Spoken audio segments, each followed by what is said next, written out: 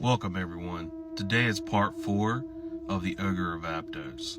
Now, when we last spoke, we had talked about how Ed Kemper was within the hospital of the criminally insane, and how he had had a lot of conversations with a lot of the inmates in there.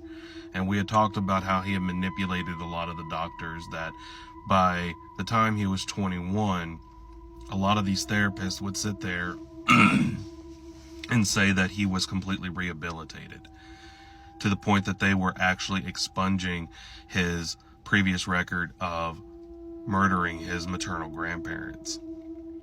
They had also stressed that they wanted him to be in a social environment where he could kind of engage with other people his age, where he could also find a girlfriend and find a job and just successfully engage in society. But they had also said, under the premise, that he should not be anywhere near his mother, because that's where a lot of his issues stem from.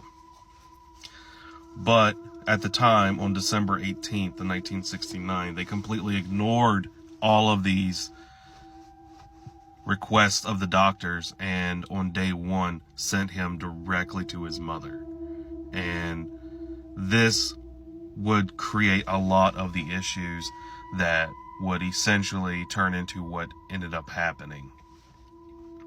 Now, while he was living with his mother, he began working at a variety of different, as what Clarnell would describe, menial jobs.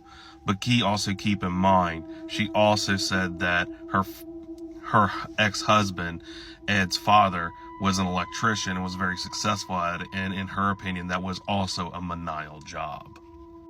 When Ed was not working or arguing with his mother, he would often sit there and hang out at a bar called the Jury Room. It was also known as a cop bar. A lot of police officers would just kind of sit there and hang out. And not only would they talk to Ed, they would actually be the ones to kind of give him his nickname Big Ed. Because at 21, he was 6 foot 9 inches tall, 300 pounds, with barely any body fat. Ed was a towering and very intimidating figure. But because of his very polite and peaceful nature around people, they more or less classified him as a gentle giant. And when he would sit there and talk with these cops, they had often suggested he become a police officer himself. And he had attempted to, but because of his current record and because of his actual size, he was not able to become a police officer. Because even in 1969, they had not expunged his record till at least 1972. So certain jobs he was not able to achieve. And because of his size, they did not have uniforms in that size for someone that gigantic. And so he just kind of fixed on going on different jobs. It wouldn't be shortly after his release that Ed Kemper would save up, get a motorcycle, and around 1972 he would be involved in an automobile accident. Mind you, at this time he had also moved out of his mother's house and moved into a friend's house. But she would constantly sit there and call him and berate him and emasculate him. They would still have on-phone arguments every single day. During this wreck, he had actually gotten close to $15,000 in damages. And to put it in perspective, in 1972, that was equivalent to Ed Kemper winning about $111,000.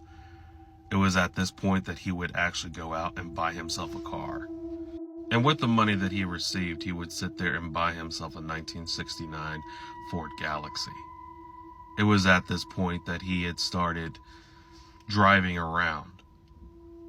And it would shortly be afterwards that he would start picking up hitchhikers. which we will cover in our next video about Ed Kemper's social life and building up to what happens next.